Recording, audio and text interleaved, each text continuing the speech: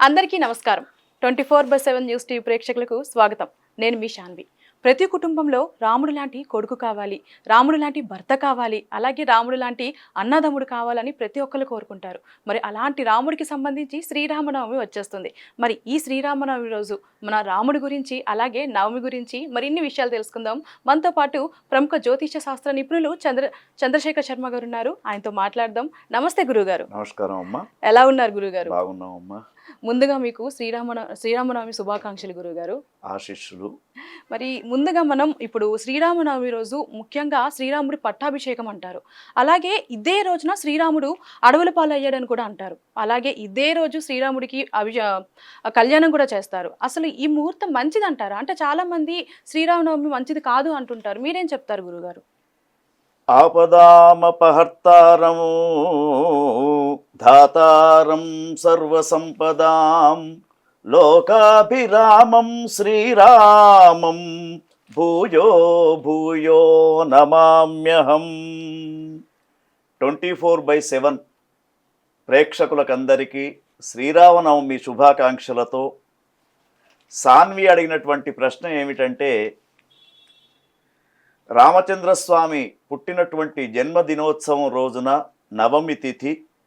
మరి ఆ నవమి తిథి రోజు చాలామంది నవమి తిథి మంచిది కాదు, నవమి తిథిన రోజునే రాముని యొక్క పట్టాభిషేకం కూడా చేసుకుంటారు అనే ప్రశ్న అడుగుతూ ఉంది.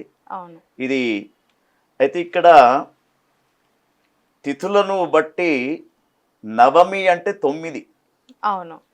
లెక్క ప్రకారంగా 9 అనే సంఖ్యాశాస్త్రంలో చాలా శ్రేయస్కరం. ఎందుకంటే నవనాడులు, నవబ్రహ్మలు, నవదుర్గలు, ఒక తల్లి శిశువును మోసే నవమాసాలు. కాబట్టి నవ అనే సంఖ్య చాలా సాంఖ్యాశాస్త్రంలో చాలా విశేషమైనటువంటి సంఖ్య. అందుకే 9 లక్కీ నెంబర్ అని కూడా చాలా మంది చెప్తూ ఉంటారు. అయితే నవమి అనేది అట్లా లెక్క పెట్టుకుంటే సాన్వి ఇప్పుడు అష్టమి కూడా మంచిది కాదంటారు. అష్టమి తిథి కృష్ణ పరమాత్మ జన్మించాడు. రోహిణి నక్షత్రంలో అష్టమి తిథి రోజున శ్రీకృష్ణ పరమాత్మ జన్మించాడు. మరి అతడు జగద్గురు అయ్యాడు. తర్వాత నవమి రోజున శ్రీరామచంద్ర స్వామి జన్మించాడు.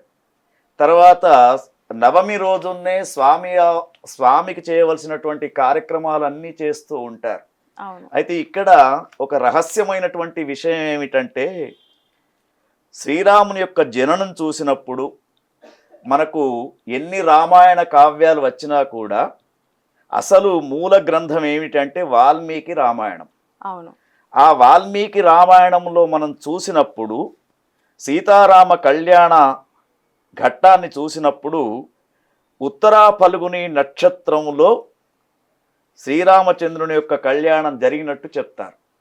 కానీ మనం ఏం చేస్తున్నాం, పునర్వసు నక్షత్రంలో చేస్తూ ఉన్నాం. అయితే ఇక్కడ ఏమిటంటే రామాయణానికి ఉత్తరా ఫల్గుని నక్షత్రానికి చాలా సంబంధం ఉంది.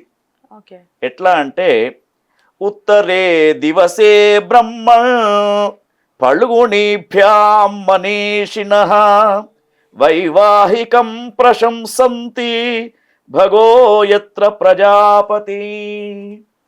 సీతామాత యొక్క తండ్రి అయినటువంటి జనక మహారాజు ఈ యొక్క వాక్యాన్ని చెప్పాడు. ఏమిటంటే, ఉత్తరే దివసే బ్రహ్మన్ ఫల్గుణీభ్యాం మనీషిణః అంటే ఈ ఆధారాన్ని బట్టి మనం ఏం చెప్పుకోవాలి, సీతారామ కళ్యాణం వాల్మీకి రామాయణ ప్రకారంగా ఉత్తరా ఫల్గుని నక్షత్రంలో జరిగింది. కానీ మనం ఏం చేస్తున్నాం, పునర్వసు నక్షత్రంలో రామచంద్రుని యొక్క జన్మోత్సవం చేస్తూ ఉన్నాం. తర్వాత రామచంద్రుని యొక్క సీతారామ కళ్యాణం కూడా చేస్తూ ఉన్నాం. దానితో పాటు దాని పరంపరలో భాగంగా పట్టాభిషేకం కూడా చేస్తూ ఉన్నాం. అయితే ఇక్కడ మనకు పట్టాభిషేకం ఎందుకు చేయాలి అంటే, పట్టాభిషేకం చేయడానికి కూడా రామో విగ్రహవాన్ ధర్మ అని మనకు శాస్త్రం చెప్పబడుతూ ఉంది. మరి ఈ రామో విగ్రహవాన్ ధర్మ అని అన్నది ఎవరు? మారీచుడు అన్నాడు. ఆ యజ్ఞాన్నంతా కూడా పాడు చేయడానికి వచ్చినటువంటి మారీచుడు రావణాసుని దగ్గర ఈ యొక్క విషయాన్ని చెప్పాడు. ఏమనంటే, రావణ, నీకెవరో ఒక అనుచితమైనటువంటి సలహా ఇచ్చారు. సీతామాతను పొందాలని నువ్వు అనుకుంటున్నావు, కానీ సీతామాత వెంట రామచంద్రస్వామి ఉన్నాడు. అయితే అంటూ రాముని యొక్క విషయాన్ని చెప్తాడు. అంటే రావణాసుడు మారీచుని దగ్గరికి వచ్చి, నువ్వు నాకు సహాయం చేయాలి, వాళ్ళ దగ్గరికి యుద్ధం చేయాలని చెప్పేసి అడుగుతాడు. అడిగినప్పుడు అప్పుడు చెప్తాడు, రామో విగ్రహవాన్ ధర్మ సాధుస్వత్య పరాక్రమ అప్రేమేయం అప్రమేయం హి తత్తేజో యస్య సాజనరాత్మజః. రాముడంటే ఏమనుకున్నావయ్యా? ఎవ్వరికి అపకారం చేసే స్వభావం లేనటువంటి వాడు. అతని యొక్క శరీరం, అతని యొక్క ఆకారం చూస్తేనే రామో విగ్రహవాన్ ధర్మ, మూర్తీభవించినటువంటి ధర్మస్వరూపుడు రాముడు. కాబట్టి అతనితో యుద్ధం చేయవద్దు.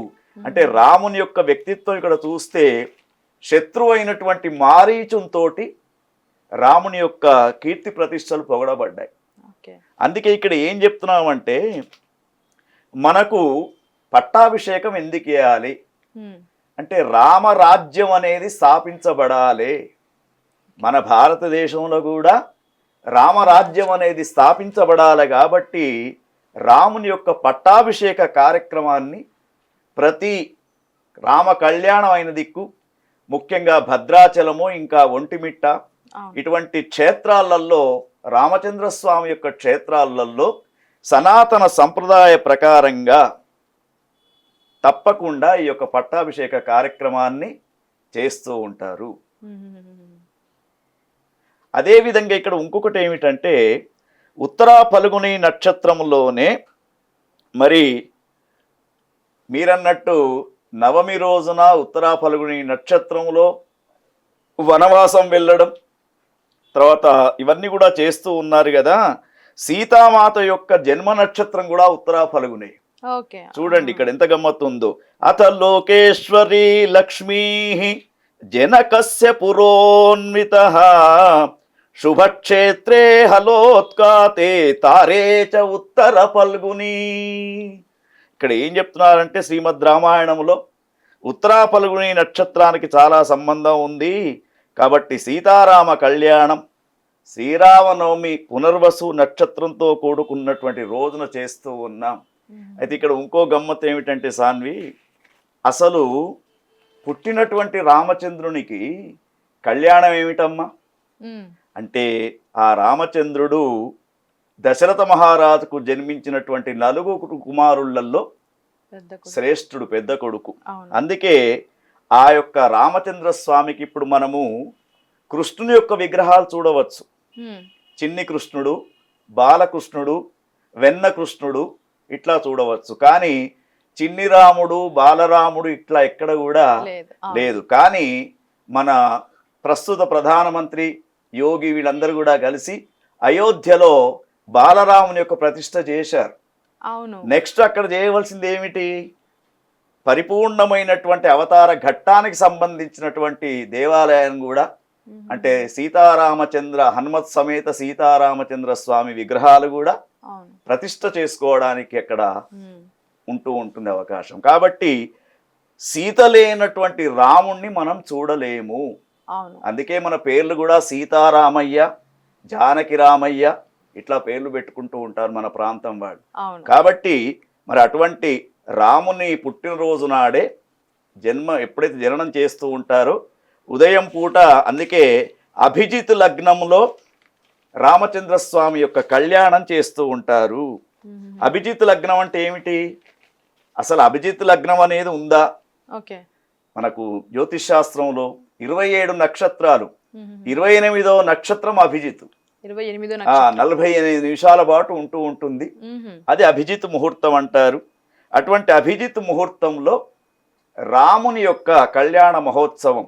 అయితే కొన్ని దేవాలయాలలో వైఖానస పద్ధతిలో ఎట్లా చేస్తూ ఉంటారంటే, ఉదయం 9 గంటల నుంచి 10 గంటల వరకు రామచంద్ర స్వామికి జన్మోత్సవ వేడుకలు చేస్తూ చక్కగా ఊయలలో అలరవములు గల్లు గల్లున అంటూ రామచంద్రుణ్ణి ఊపుతూ, తర్వాత వెంటనే రామచంద్ర స్వామిని మళ్ళా పీఠం పైన కూర్చోబెట్టి సీతామాతను ఎదుర్కొని కళ్యాణ మహోత్సవం కూడా చేస్తారు.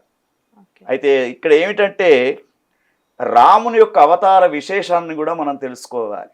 ఎందుకంటే శ్వేతకల్పంలో వైవస్వత మన్వంతరంలో 24వ మహాయుగంలో త్రేతాయుగంలో చివరి అవతారం రామచంద్రుని యొక్క అవతారం.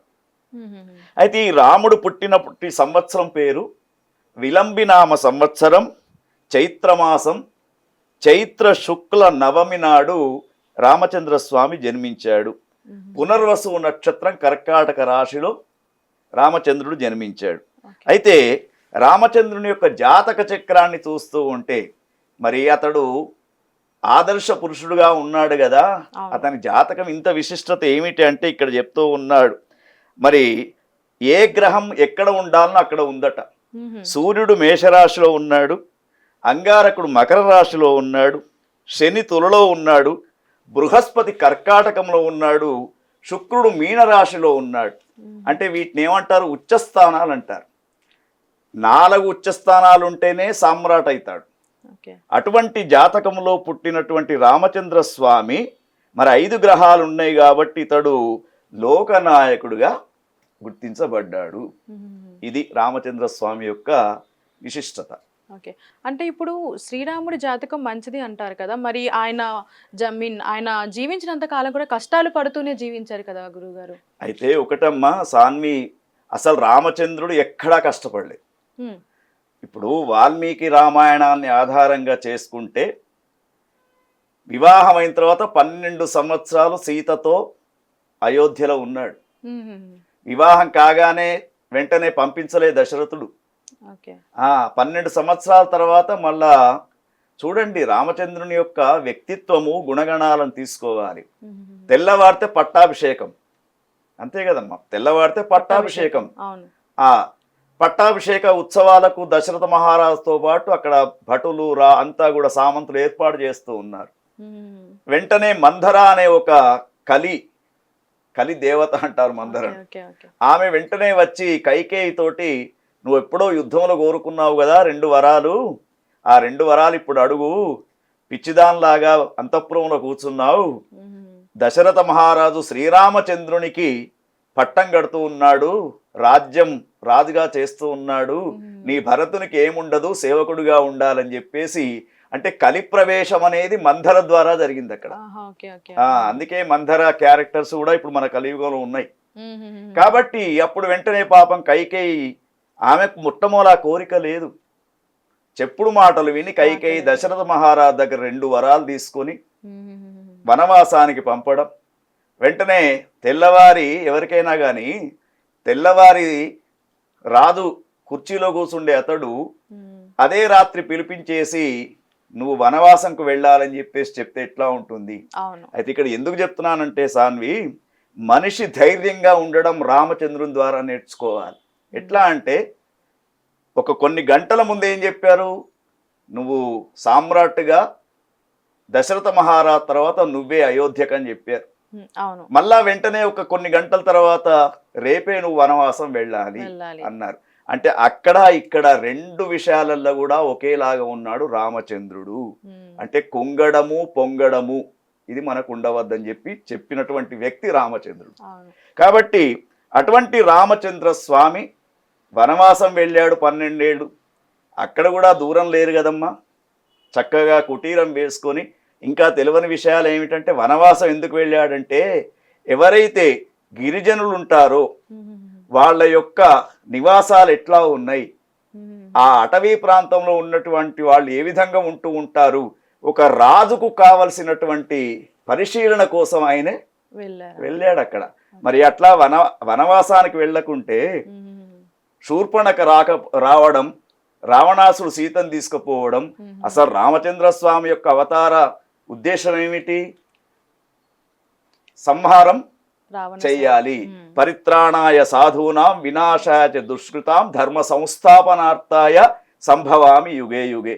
కాబట్టి రామచంద్రుని యొక్క అవతారం యొక్క ప్రధాన ఉద్దేశం ఏమిటంటే రావణ సంహారం సంహారం చేయాలి. చెయ్యాలి. కాబట్టి రావణాసునికి కూడా సీతమ్మ కంటే అటు ఇక్కడ చెప్పొద్దు, మండోదరి చాలా అందమైనటువంటి భార్య అయినా కూడా సీతమ్మ పైన వానికి మోహం అనేది పుట్టింది. రావణ బ్రహ్మ వేదాలకు అర్థం చెప్పినటువంటి గొప్ప శివభక్తుడు రావణ బ్రహ్మ. అవును. కాబట్టి అటువంటి ఆయన, అందుకే సీతామాత ద్వారా రాజ్యం పోయింది, అన్నీ కూడా పోయింది. చివరికి రావణాసుడు యుద్ధభూమిలో చనిపోయిన తర్వాత మండోదరికి వార్త తెలుస్తుందమ్మా. మండోదరి లాంతరు పట్టుకొని వస్తూ ఉంటుంది. ఒక శిలపైన రాముడు, విభీషణుడు వాళ్ళందరూ కూర్చొని ఉన్నారు. మరి ఎవరైనా కూడా భర్త చనిపోతే వెంటనే వచ్చి చనిపోయినటువంటి వ్యక్తిని విమర్శించాలి కదా. ఆమె ఏమన్నది తెలుసా? మొట్టమొదలు రావణాసుని దగ్గరికి వచ్చేసి, నిన్ను చంపినటువంటి వ్యక్తి ఎవరో అతను చూసిపోదామని వచ్చా, కానీ ఆయనను దూరం నుంచి చూస్తేనే నీ అంతట నువ్వు చేసుకొని నీ యొక్క అపకారంతో నువ్వు చనిపోయినావు. దైవం మానుష రూపేణ అవతరించినటువంటి స్వామి రామచంద్ర స్వామి అని ఆ రామచంద్రుడికి నమస్కారం పెట్టి వెళ్ళింది. ఇదమ్మ మనకు ఈ యొక్క విషయాలలో చెప్పుకుంటూ వెళ్తూ ఉంటే. అవును గురుగారు. ముఖ్యంగా మనకి ఈ రామాయణంలో మనం చెప్పుకోదగ్గది ఏంటి అంటే, శ్రీరాముడు సీతాదేవిని అగ్ని ప్రవేశం చేయమన్నారు అని చెప్తుంటాం. అంటే దీని వెనక బలమైన కారణం ఏమన్నా ఉందా గురుగారు? ఒకటమ్మా, ఇప్పుడు రాముడు ఎక్కడ కూడా నేను దేవుణ్ణి అని ఎక్కడ చెప్పుకోలే. అవును. అక్కడ ఏం చెప్పాడు ఆయన? మానవ రూపంలో అవతరించాను, ధర్మ సంస్థాపన కోసమే అవతరించాను. ఇప్పుడు అక్కడ ఏదో ఒక వ్యక్తి సీతమ్మను విమర్శించడం ఏమిటి? ఇవన్నీ కూడా వాల్మీకి రామాయణం ఇటువంటి ఘట్టాలు లేవమ్మా. ఇవి కల్పితమైనటువంటి విషయాలుగా చెప్తూ ఉంటారు. ఎన్నో రామాయణాలు ఉన్నాయి. రామాయణ కల్పవృక్షం, తర్వాత మొల్ల రామాయణం, ఇటువంటి ఎన్నో రామాయణాలలో ముఖ్యంగా ఉత్తరప్రదేశ్లో ఉన్నటువంటి రామ్ చరిత మానస్ తులసీదాస్ గారు రాసినటువంటిది. కాబట్టి ఒక్కొక్క రామాయణంలో ఒక్కొక్క రకంగా మనకు కనబడుతూ ఉంది. కానీ రామచంద్రుడు అక్కడ చేసింది ఏమిటంటే, ప్రజా పరిపాలకుడు ఎటువంటి నింద వచ్చినా కూడా ఆ నిందను మోయకూడదు. అందుకనే సీతామాతకు వచ్చినటువంటి ఆ యొక్క నిందను అగ్ని ప్రవేశం చేయించి ఆమె ఎటువంటి తప్పు చేయలేదని చెప్పేసి నిరూపించుకుంది. అంతే. అక్కడ అంటే దీని వెనక ఇంకేమన్నా కారణం లేదంటారా? ఏం లేదమ్మా, కల్పితమైనటువంటి విషయాలు చెప్తూ ఉంటారు. ఓకే. అలాగే గురుగారు, మన శ్రీరాముడు తండ్రి మాట జవదాటని కుమారుడు అంటారు. మరి అలాంటి శ్రీరాముడు తండ్రి చనిపోయిన తర్వాత పితృకార్యం చేయలేదు అంటే దీని వెనక కారణం ఏంటి? అడవిలో ఉన్నారు కాబట్టి చేయలేదా, లేదంటే శిక్షగా భావించి చేయలేదా? అయితే ఇది ఏదైతే ఇప్పుడు ఇంతకుముందు మనం చెప్పుకున్నట్టు కైకేయి కోరినటువంటి వరాలు, 2 వరాల్లో భాగంగానే వనవాసం యొక్క నియమాలు ఉంటాయి. వనవాసంలో ఉన్నప్పుడు అసలు రామచంద్రునికి వార్త కూడా తెలియదు. తండ్రి చనిపోయినటువంటి వార్త కూడా తెలియదు. తర్వాత తెలుస్తూ ఉంటుంది. తర్వాత తెలిసిన తర్వాత అక్కడ ఉన్నటువంటి ఫలాలతోటి వాటితోటి తండ్రికి చేస్తాడు. ఎందుకంటే పితృదోషం అనేది ఉంటుంది. అది రాకుండా రామచంద్ర స్వామి చేసినట్టు కొన్ని పురాణాలు చెప్తూ ఉన్నాయి. అయితే ఇక్కడ దశరథుడు చనిపోయినటువంటి విధానం చూస్తే రామ రామ రామ అంటూ ఆయన చనిపోయినాడు. అంటే రామునికి తెలియదా? తెలుసు. కానీ ధర్మాన్ని పాటించే వ్యక్తిగా ఉన్నాడు కాబట్టి అక్కడ పిండ ప్రదానం చేయడం కానీ చేసినట్టు కూడా కొన్ని పురాణాలలో ఉన్నాయి. సరయూ నది దగ్గర చేసినట్టు కొన్ని ప్రాంతాలలో చెప్తూ ఉంటారు. అది. అలాగే మనకి శ్రీరామనవమి రోజు ముందుగా ప్రసాదం కోసం మాట్లాడుకుంటే గురుగారు, ఎక్కువగా పానకం అలాగే వడపప్పు తినాలి, పెట్టాలి అంటారు కదా. అంటే ఎందుకు ఆరండే? అంటే దాని వెనక కారణం ఏమైనా ఉందంటారా? చాలా చక్కని ప్రశ్న అమ్మా. ఎందుకంటే మన భారతీయ సనాతన సంప్రదాయంలో ఏ పండుగనైనా చూడండి మీరు. ఇప్పుడు ఉదాహరణకు వినాయక చవితి ఉందనుకోండి, వినాయకునికి ఏం పెడతారమ్మా? లడ్డు, మోదకలు పెడతారు. మనకిష్టమైనవి మనం ప్రసాదం పెట్టి మనం తినడానికి చేస్తున్నాం. అంతేగాని లెక్క ప్రకారంగా ఆ భాద్రపద మాసములో ఋతువులలో జీర్ణక్రియ పనిచేయదు. అందుకని నూనె పదార్థాలు లేకుండా అన్ని పచ్చి పదార్థాలే పెట్టుమని వినాయకుడు కోరుకున్నాడు. అది మన కోసం. ఇక్కడ వేసవి తాపం, చైత్రమాసంలో మనకు ఎండలు మండిపోతూ ఉంటాయి. ఇంకోటి ఏమిటంటే సూర్యవంశానికి చెందినటువంటి రాజు రాముడు, అవును. చంద్రవంశ ప్రదీపురాలు సీత. ఓకే. కాబట్టి మరి ఆ సూర్యుని యొక్క వేడిమికి తట్టుకోవాలి.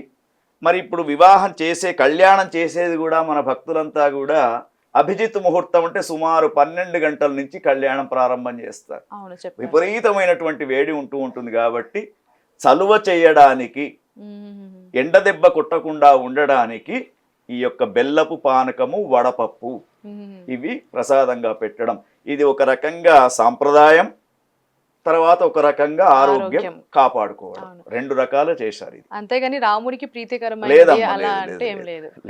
ఓకే గురుగారు, ముఖ్యంగా మనం తండ్రి గురించి మాట్లాడుకున్నాము, సీతాదేవి గురించి మాట్లాడుకున్నాము. మన రామాయణంలో ముఖ్యంగా చెప్పుకోదగ్గది ఏంటంటే లవకుశలు.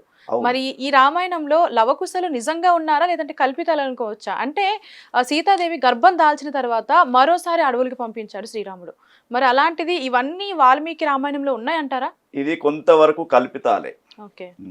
అయితే కొంతమంది ఏం చెప్తున్నారంటే, కొంతమంది కవులు రాముడు మానవ మాతృడుగా జన్మించాడు కాబట్టి మానవులను చేసే వాటిని కూడా, ఇప్పుడు కొన్ని విషయాలు ఎట్లా అంటే లవకుశులే రామాయణాన్ని గేయంగా పాడితే రాముడు విన్నాడు అనేది ఉంది. ఇదంతా కూడా కల్పితమైనటువంటి విషయాలు చాలా ఉన్నాయి. అది అంటే నిజంగా లవకుశులు ఉన్నారంటారా? మరి ఉన్నారు. లవకుశుల యొక్క మొన్న రీసెంట్గా మనకు కూడా ఏదో ఒక వార్త వచ్చింది, లవకుశులు పరిపాలించినటువంటి రాజ్యం ఉన్నట్టు మనకు ఒక 3-4 డేస్ కిందనే వచ్చింది. ఉన్నారు, లవకుశులు లేరని కాదు, కానీ కరెక్ట్గా ఇంకా మనకు అక్కడ దాంట్లో క్లారిటీ లేదు. అంటే మరి ఇప్పుడు రాముడు అనేది నిజంగా ఒక మనిషిగా పుట్టి అవతరించిన వ్యక్తి రాముడు. మరి అలాంటి రాముడి వంశంలో ఇప్పటివరకు ఎవరైనా ఉన్నారంటారా? లేదమ్మా. ఎప్పుడైతే వంశం అనేది ఎప్పటిదాకా ఉంటుందంటే ఆ అవతారం యొక్క ఉద్దేశం ఏదైతే ఉందో, ఇప్పుడు కృష్ణ పరమాత్మ, అందుకే కృష్ణుడు చెప్పింది వినాలి, రాముడు చేసింది మనం చేయాలని చెప్తూ ఉంటుంది పురాణ గ్రంథాలు. ఎందుకంటే ఒకవేళ కృష్ణుడు చేసింది మనం చేశామనుకోండి అపకీర్తి పాలైపోతాం. మరి రాముడు చేసింది మనం చేయవచ్చు. ఎందుకు? రాముడు ఏం చేశాడు? ధర్మాన్ని పాటించాడు, తండ్రి మాటను విన్నాడు, తర్వాత అన్నదమ్ములు ఎట్లా ఉండాలి, తర్వాత రాజు ప్రజలు ఎట్లా ఉండాలి, తర్వాత భార్యాభర్తలు ఆదర్శ, ఇంత సీతామాత విరహం పొందిందంటారు కదా, ఆదర్శ దంపతులు వాళ్ళు. ఆదర్శ దంపతులుగా వాళ్ళను చెప్తూ ఉంటారు. కాబట్టి మనకి ఇక్కడ ఏంటంటే, మనకు రామాయణ కావ్యాన్ని చూసినప్పుడు మీరు అడిగినటువంటిది ఏమిటి, ఇప్పుడు నిజంగానే వంశానికి సంబంధించినటువంటి వాళ్ళు రాముని యొక్క అవతార పరిసమాప్తి అయిపోయింది కాబట్టి, కృష్ణ పరమాత్మ యాదవులలో గొడవలైపోయి కృష్ణ పరమాత్మ నిర్యాణం చెందడం ఏంటమ్మా? అదేవిధంగా రామచంద్రుడు కూడా సరయూ నదిలోనే కలిసి వెళ్ళాడనే ఒక విషయం కూడా, అంటే కొంతమంది చెప్తుంటారు గురుగారు, రాముడి వంశమే కృష్ణుడి వంశం అంటారు. అది నిజం కాదా? కాదు. కృష్ణుని వంశం వేరు, రాముని యొక్క వంశము క్షత్రియ వంశం, కృష్ణుని యొక్క వంశము యాదవ వంశం. చాలా తేడా. అలాగే గురుగారు, మీరు చెప్పినట్టు నిజంగా శ్రీరాముడి గురించి చెప్పుకుంటే చాలా ఉంది. చాలా అమ్మా, మనకు ఈ దాదాపు ఒక 10-15 ఎపిసోడ్స్ చేసిన ఒకే భార్య, ఒకే మాట, ఒకే బాణం, ఇట్లా చెప్పుకుంటూ పోతే మాకు నిదర్శనం శ్రీరాముడు అని చెప్పొచ్చు. మరి అలాంటి ఈ శ్రీరామనవమి రోజు మనకి ప్రత్యేకత ఏంటి అంటే, ఇప్పుడు మనం దసరాకి సంబంధించి ఈ విధంగా పూజ చేయాలి అనుకుంటాము, లేదంటే ఉగాదికి ఈ విధంగా పూజ చేయాలంటారు. మరి శ్రీరామనవమికి ఏ విధంగా పూజ చేయాలి, దానికి ఏమైనా నియమాలు ఉన్నాయా గురుగారు? ధర్మస్వరూపుడైనటువంటి రామచంద్రునికి అదే రోజు పుట్టడం, అదే రోజు కళ్యాణం చేసుకోవడం. అయితే ఈ విశ్వావసునామ సంవత్సరం మనకి ఇప్పుడు 6వ తారీఖు ఆదివారం రోజున శ్రీరామనవమి. మరి ఈ శ్రీరామనవమికి ఏమిటి అన్నారు అంటే, విశ్వావసునామ సంవత్సరంలో కొన్ని రాశులకు బాగాలేదు కాబట్టి ఉగాది నుండే నవరాత్రి ఉత్సవాలు చేస్తారు. మరి నవరాత్రి అంటే ఏమిటి? నవమి రోజున పరిసమాప్తం అయిపోతూ ఉంటుంది. 9 రోజులు. అంటే ఒక తల్లి గర్భంలో ఉన్నటువంటి శిశువు బయటకు రావడానికి, గర్భ నరకం అనుభవించినటువంటి శిశువు బయటకు వచ్చేటప్పుడు కూడా రామనామం ఒకవేళ తల్లిట్ట అనుకుంటే ఆ శిశువుకి ఎటువంటి కష్టాలు ఉండవు. కాబట్టి రా అంటే మన యొక్క నోరు మొత్తం తెరుచుకుంటూ ఉంటుంది, మా అంటే 2 పెదవులు కవాటంలాగా పడిపోతాయి. అంటే మనం చేసినటువంటి పాపాలు బయటకు పోయి బయట ఉన్నటువంటి పాపాలు లోపలికి రాకుండా ఉంటూ ఉంటాయి. అదే రామనామం. కాబట్టి అటువంటి రామనామం గమ్మత్ ఏమిటంటే శంకరుడు ఎప్పుడు కూడా తపస్సు చేసేటప్పుడు జపం చేసేటప్పుడు ఎవరిని తలుస్తాడమ్మా? రాముణ్ణే తలుస్తాడు. శ్రీరామ రామ రామేతి రమే రామే మనోహరే సహస్రనామ తత్తుల్యం రామనామ వరానమే. పార్వతి అడుగుతుంది పాపం, ఏమయ్యా అందరు నీ గురించి తపస్సు చేస్తూ ఉంటే నువ్వెవరి గురించి చేస్తూ ఉన్నావు అంటే త్రేతాయుగంలో రాబోతున్నటువంటి రామచంద్రస్వామి యొక్క తపస్సు చేస్తున్నా అన్నాడు. కాబట్టి రాముని యొక్క నామం, అందుకే రామ సంకీర్తనం చేస్తే చాలు. అయితే కొంతమంది నవరాత్రి ఉత్సవాలు 9 రోజులు చేస్తారు. నవరాత్రి ఉత్సవాలకు ఏం లేదమ్మా, చక్కగా ఒక పీట పైన తెల్లని వస్త్రాన్ని ఎన్ని రోజులు చేసుకున్నా 9 రోజులు చేసుకోవచ్చు, 3 రోజులు చేసుకోవచ్చు, లేదా కనీసం చివరి రోజైనా చేసుకోవాలి. నవమి రోజున కూడా ఉదయం పూట చక్కగా గంగా స్నానం అనేది వీలైతే చేసి తర్వాత ఒక పీట పైన తెల్లని వస్త్రాన్ని పరిచి దానిపైన బియ్యాన్ని పోసి రామచంద్రస్వామి యొక్క ఫోటో గాని విగ్రహం గాని పెట్టుకొని చక్కగా పంచామృతాలతో షోడశ ఉపచార పూజ చేస్తూ అష్టోత్తర నామావళి పఠిస్తూ, అయితే ఒక్క రామచంద్ర విగ్రహం పెట్టకూడదు, పరివారం అంటారు. సీతా రామచంద్ర లక్ష్మణ ఆంజనేయ స్వామి పరివారాన్ని పెట్టేసుకొని చక్కగా అష్టోత్తర నామావళితోటి పూజ చేసుకుని ఆ రోజు ఈ పానకము వడపప్పు నైవేద్యంగా పెట్టి బంధువులందరినీ పిలుచుకొని వీలైతే అన్న సంతర్పణ కూడా చేయాలి. చేస్తే చాలా నవగ్రహ దోషాలు కానివ్వండి, తర్వాత వీళ్ళ ఇంట్లో ఒకవేళ కళ్యాణం కూడా చేయించారనుకోండి, తదేవ లగ్నం సుదినంతదేవ తారాబలం చంద్రబలంతదేవ అంటూ మంగళకరమైనటువంటి మంగళ అష్టకాలతో ఆ రామచంద్ర స్వామి భద్రాచలంలో మనం చూస్తూ ఉంటాం. ఆ రామచంద్ర స్వామి సీతామాత యొక్క కంఠభాగంలో మంగళసూత్రాన్ని ధరింపజేసేటప్పుడు మాంగళ్యం తంతునానేన లోకరక్షణ హేతునాం కంఠే బధ్నామి శుభగే త్వం జీవ శరదాం శతం అంటూ లోక రక్షణ కోసం మహాలక్ష్మి స్వరూపంతో ఉన్నటువంటి సీతామాత యొక్క కంఠభాగంలో మంగళసూత్రాన్ని ధరింపజేస్తూ ఉన్నాను అని చెప్తాడు. భద్రాచలంలో 3 కడతారు. రామదాసు వంతు కూడా ఒక మంగళసూత్రం ఉంటుంది అక్కడ. అదేంటి గురువుగారు? 3 ఉంటాయి అక్కడ మంగళసూత్రాలు, అక్కడ ఆచారం. కాబట్టి ఈ విధమైనటువంటి ధర్మస్వరూపుడైనటువంటి రామచంద్రుని యొక్క ఆరాధన సప్తమి అష్టమి నవమి 3 రోజులు కానీ లేక కనీసం నవమి రోజునైనా కూడా ఆ స్వామి యొక్క అర్చన చేస్తే మనకు, ఎందుకంటే మానవ జీవితం చిన్న జీవితం కాబట్టి మరి పుణ్యం పొందడానికి, తర్వాత కళ్యాణం ఒకవేళ ఇంట్లో చేయించారనుకోండి, వాళ్ళ ఇంట్లో ఉన్నటువంటి పిల్లలకు చాలా ఏండ్ల నుండి వివాహాలు కానటువంటి వాళ్లకు వివాహాలు అయ్యే అవకాశం కూడా ఉంటూ ఉంటుంది. అంత గొప్ప విషయాన్ని మన భారతీయ సనాతన సంప్రదాయం చెప్తూ ఉంది. అసలు చాలా చక్కగా చెప్పారు గురుగారు. ఈ శ్రీరాముడి గురించి కానివ్వండి, లేదంటే శ్రీరామనవమి గురించి కూడా ఈ విశేషత మాకు చాలా చక్కగా వివరించినందుకు ధన్యవాదాలు. నమస్కారం. లోకా సమస్త సుఖినో భవంతు. ఓం తత్సత్.